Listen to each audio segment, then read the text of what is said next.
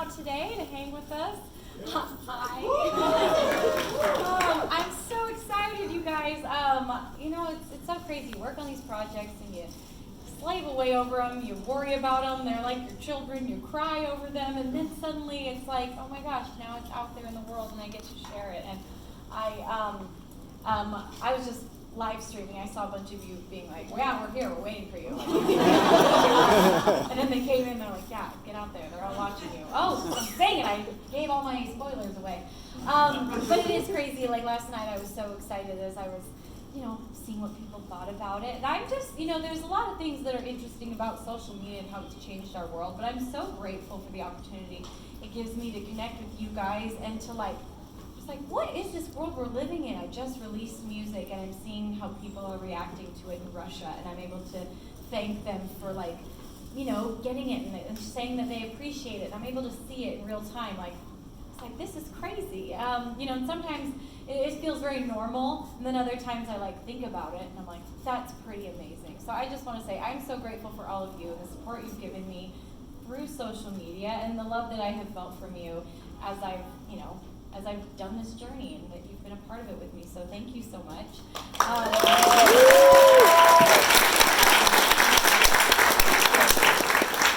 And I recognize some people that I saw last night at the show. Yeah, some of you guys were at the show last night. That was really fun. Thanks for coming out. Awesome job. Thank you. Thank you. Yes. It was really fun. It was the first time I performed a lot of the songs on the album, first time anyone had heard them. So that was really exciting. Also, I recognize a lot of you because I've done quite a few signings here. Everything from the book signing to, I was here a few months ago, it feels like, for the Christmas album. So, yeah, I recognize a lot of you guys that have come to multiple things. So, thank you for coming back. And I guess I'll talk just briefly about this album and what makes it different and kind of where it came from. And, I'll start with my last album, Brave Enough. That album was a really hard album to write for me because I wrote it right after my best friend passed away. And while I was writing it, my dad passed away. And so it was written about just feelings that I didn't previously know were possible to feel. Loss and grief and, heartache in such a way. I just didn't know that was humanly possible, and I wrote about it through an album. And then I went and performed it night after night after night and shared these stories. And it was extremely cathartic, but it was also really hard. And, it's just interesting that while I was going through this, I didn't realize it, but it kind of took me into a depression that lasted for about 2 years. Just, kind of a shadow had come over my life that grief had caused me. And I kind of accepted the fact that, okay, I think this is just the new me.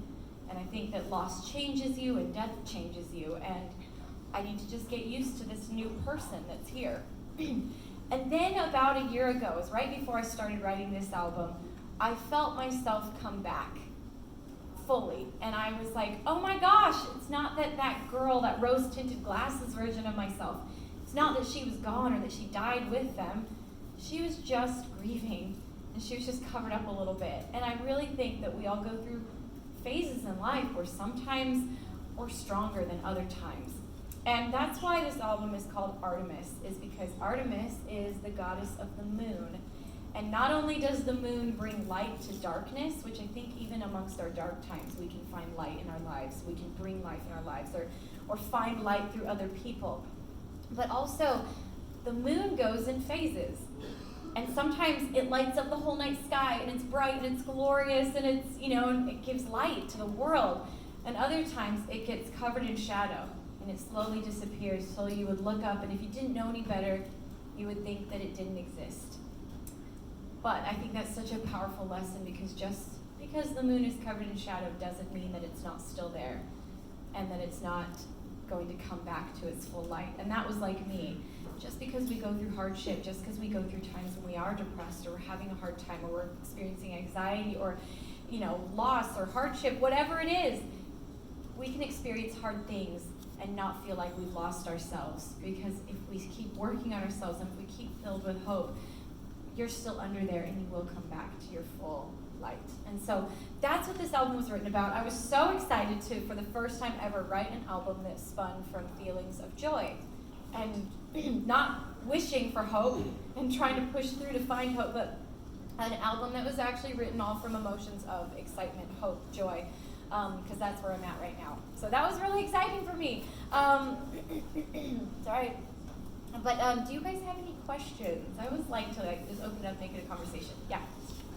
My question is, because I suffer from anxiety. Oh, we have a microphone for you. Thank you. Is this on? Yes. Oh.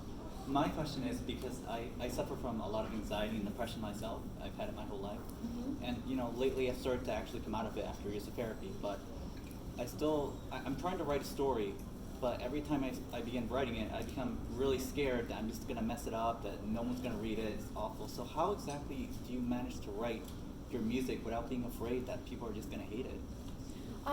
That's a great question. How do I write music without being, or any art, without being afraid people are going to hate it?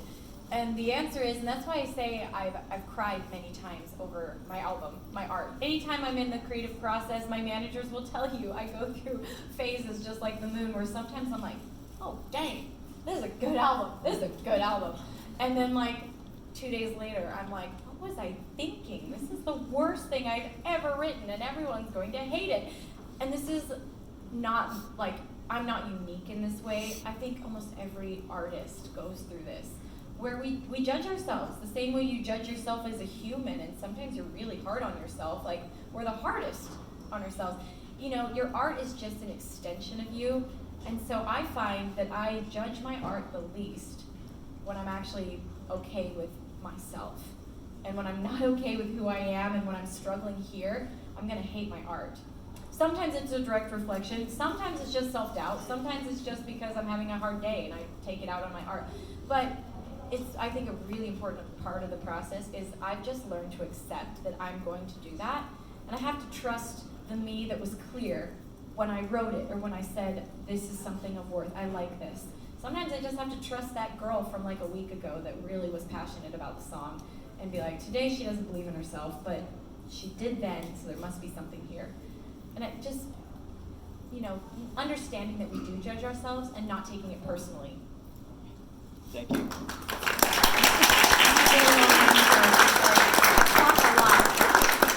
Yeah. So Artemis is a Greek goddess. Artemis is a Greek goddess. Yes. And also we're from Greece. Oh. Do you have any plans to go to Greece, because you have a huge fan club? I need to go to Greece. I went to Greece once to shoot a video, and it was beautiful. I shot it on the island of Crete, and so definitely I want to go back for, to bring my show there and do a full tour, because it's a beautiful place, and I've seen support from there. So I need to talk to my booking agents and be like, why have we not gone to Greece? Because I don't always know the answer. They book the tours, and then I get on a bus. But I do my best to try to come and see my fans around the world. Like someone was just mentioning, they're like, you've never come to, and I was like, you're right, I've never come to that place. I need to go. So I will do my best to get to Greece. Thank you. Okay, lady in the red and blue. I'm actually from Brazil. I moved here 4 years ago. And 2015 was the last year that I was there. In 2015, you did a show in São Paulo. I was there. Oh! So it's really, I just want to say that it was really crazy to me to be here. Yeah, how cool. From Brazil to here. We're meeting again. I know, it's crazy. And it's not just a question, it's just like a statement, just saying that to you. It means a lot to me just saying this to you. So thank you for making 6 years of my life, almost 7 years of my life. How? Much better. Oh my gosh. Inspired me to try new things like instruments and everything. I tried violin last year. Way to go. Because of you. And thank you for making my 10 years self much better and the person that I am today. Oh. And in fact, we have the same birthday as well. Oh, we have the same birthday. We're twins. Same birthday, of course, yeah.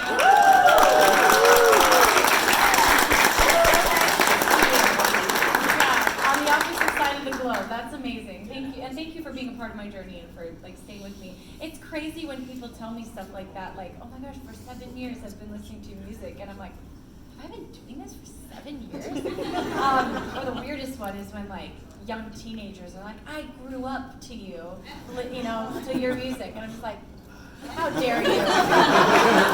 Beg your pardon. I can't be that old. I am. All right, yes. How are you? I'm good. How are you? Alright. In your times of reflection, has there ever been a song or an art that you created that you felt you would change if you look back on it, or something that you would work a little better? There's always little things. I think especially it's so strange that music becomes like stagnant once you release an album. Like it's unchanging. Very rarely do you go back and get the chance to like be like, I wish I'd made the kick drum a little louder, you know. So there's all kinds of things that, especially once you do things live, because then it's, you know, I've gotten to hone the craft even more, and I'll always think, oh, I wish I'd done that melody a little differently, and I will play it live differently than it is on the album, because I'm like, oh, that's kind of cooler. Gosh dang it, you know. But you just have to accept that, and I think I'm so grateful for deadlines for that reason, because otherwise it's so easy to just like work and never release anything. But I'm grateful for deadlines, because for me, you can move an album deadline as long as you want, but when you set tour dates, you can't move those. Suddenly there's people who bought tickets that you're gonna let down, and so for me, tour dates are what really make me be like, well, I gotta meet that deadline because there's a tour starting a week later. I gotta have music. So I'm grateful for deadlines for that reason, but I'm also grateful that through live shows, I can forever keep changing songs. Okay, the gentleman in the button-up shirt. Yes, you. Just curious, I'm a really big fan of the Phantom Medley. What inspired you to do the cover? The Phantom of the Opera? Yes. Oh, that one's still one of my favorite songs to perform live, and I love Broadway. I grew up listening to like the original, you know, recording of the Phantom of the Opera Broadway. My dad had that record, and I wrote that medley when I was a teenager, actually. And then, you know, when I started to, and I did it just for fun, because honestly, when I was growing up as a young violinist, there wasn't a lot of fun music to play. And not that classical music's not fun, there just wasn't contemporary music to play. It was all very much like Baroque and, you know, Mozart and all these, you know, suites. But so I wrote the arrangement of Phantom of the Opera just for fun when I was a teenager, and I was really excited then when I started doing music and had resources, and I was like, well, I'm gonna record this and I'm gonna do it right. So anyways, it's a fun one, and it was just inspired because I wanted something fun to play. Yes? So, Oh, there's a microphone for you.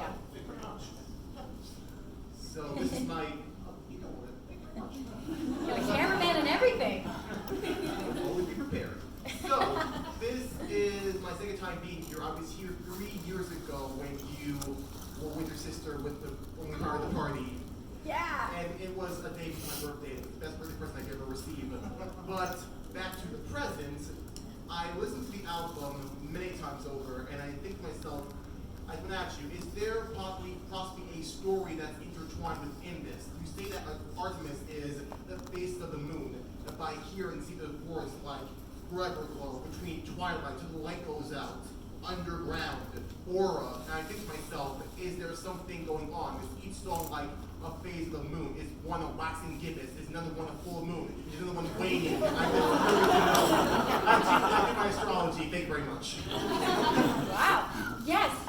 So all the songs were tied into a story. It's a very, very good question. I'm like, oh my gosh, he did his homework in the last 12 hours since it came out. But yeah, the track listing and all that, the song names, almost all of them tie into light, you know, till the light goes out, or dark side is like the dark side of the moon, and it's all very astrology driven, and also tying to the Artemis, you know, the Greek goddess of the moon.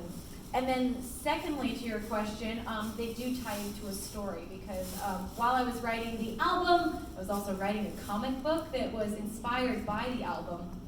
It was a really fun process because it's kind of the chicken or the egg story of just like, not the story, it's not about the chicken or the egg, but the process of writing both was a little bit of the chicken or the egg, which came first. I would write a song and I'd be like, this is cool, okay, that's gonna inspire this in the story. Then I'd be working on the story and be like, well, I need to write a song that expresses that emotion, so I'd go back to the writing, and so they kind of fed each other.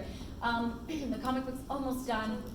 Issue 1 was supposed to come out with the album. I got a little behind. It's the first deadline I've ever missed. I'm ashamed of myself. I'm so sorry. But it'll be out mid-September. And it goes hand in hand with the album. And the reason, like for example, Underground was called Underground is because the main character of our story, her name's Artemis. She lives in this future version of our world where it's been basically consumed by darkness, and Nyx, the goddess of the night, now rules our world. And Artemis lives underground in this area for the people who are the lowest in the caste system. And their caste system is not only like in terms of your status, it's also in terms of how close you can get to the sky. So she lives underground in a world called the Trenches. And that's why the song is kind of about, it's very gritty, it's edgy, and it's because it's expressing her being trapped in this underground world where she's never even seen the sky. Okay, yes. I just want to say that, the album definitely sounds a lot more kind of like what you were explaining, like being a brighter side of the moon versus the last album. Mm-hmm. So yeah, definitely hear it in the album that definitely explains what you wanted to explain.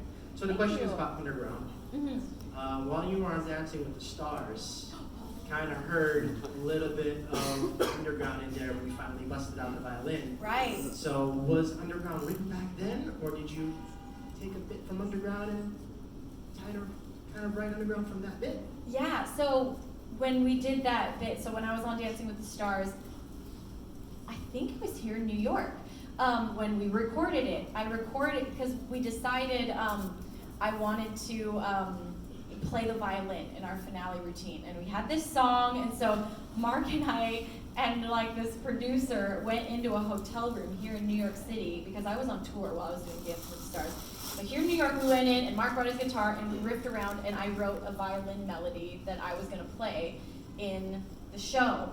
And after we finished, we wrote it super fast because we were exhausted, and it's the melody that's in Underground. But I remember thinking as I wrote it, I was like, this is really sick. This is cool. And I just filed it in the back of my head, and I was like, I will use that in my next album. I hadn't started writing the album yet, but I was like, I'm going to put that in my back pocket because that was good. And so that was actually I think the second song I wrote from the album. And as I was working with some producers, and we were trying to figure out the verse, and I'm like, wait a second. And sure enough, that was, so that was kind of a fun Easter egg. I was like, I wonder if anyone will remember or recognize this. So that's, yes, in the blue. Hi, Lindsey.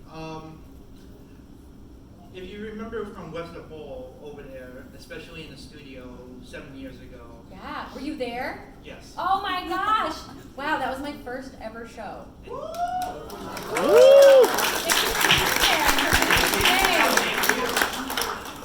I'd like to ask, from back then, do you ever imagine, anything where you are today, everything you achieve, or everything of, everything you have done so far right now, from back then? That's it's like a loaded question, because I remember when I first started, I had really big dreams, and I was like, I know I can do this. I know I'm going to figure out a way to make this work. And I didn't doubt it. I just knew that I was going to do this. But I don't think I had any scope of what it actually would look like when I got there. And I don't think I ever imagined it would become what it is. I didn't think that I would get to write a book and get to make, I can't believe this is my 5th album. My 5th studio album. I don't think I ever understood that it would get to that scope, even though I knew I could do it. I just didn't know what it actually was. I was just going for the ride, the adventure, the creation. And, and sometimes I get these really special moments. I'm getting one right now, actually, as I say it. It makes me really emotional. Because I just become so aware of how blessed I am and how lucky I am. It's a combination of both blessings, luck, and hard work that have gotten me here. And sometimes I'll be in the middle of a show, and it's it becomes very much my life. This is what I do every night. I go on stage, I do a show, hopefully they like it, but it becomes routine. And then I get these moments that snap me out of it, and I'll look at all these people the same way I'm looking at you, and I just think, oh my gosh, somehow they're here to support what I've done, and they're supporting my dream, and I cannot believe that that's real, and that's my life. And so I just want to say to each one of you, genuinely, it means the world to me, and your admiration and the money you spend on my albums or my tickets, like it's not wasted on me. It means a lot, and I just want to say, like, holy cow, thank you. Because if you love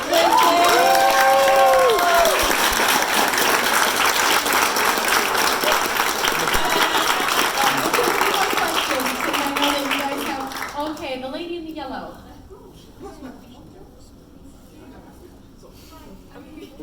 Oh, thank you. What's your name? I'm Gabby. Gabby, nice to meet you. Okay, so my question is, I was curious about how you developed your style of music, because I know this is really normal for like violin. Yeah. And like I kind of got used to listening to your music because I had a dubstep playlist on Pandora. yeah. That's how it came up. Nice. I remember that was like one of the coolest things to me when I started to realize that I was on the dubstep Pandora stations. I was like, yes! Girl has succeeded. But you know, I found my style because I was a classically trained violinist. I was actually about to study music at BYU, you know, as a music major, a classical performance major. And all of a sudden I realized, I was like, you know what? I used to love this and I don't love it anymore. And it made me really sad because I was like, this used to be a passion and now it's a chore. And I don't even want to study music. I don't even want to play it anymore. And so instead of quitting, I set out on a journey to rediscover my passion, and I started playing with bands. I joined a country band for a little bit. I played with indie rock bands. I started playing to hip hop tracks. Like I just kind of went on this musical search, and then I realized I love dubstep. I love electronic music. And so I started thinking, oh gosh, well I should probably try to play the music that I enjoy. And that's how I kind of found my style, was just like searching around and then making a fusion of everything. And my first album, I think it was kind of a miracle because, one, I was in Utah. There's like not electronic producers just hanging out in Utah. And I found one somehow. I found this guy named Marco G who was willing to produce my album. When I had no money, I paid him per track. And also, it was a miracle because I'd never written music before. And now, like for example, on this album, Artemis,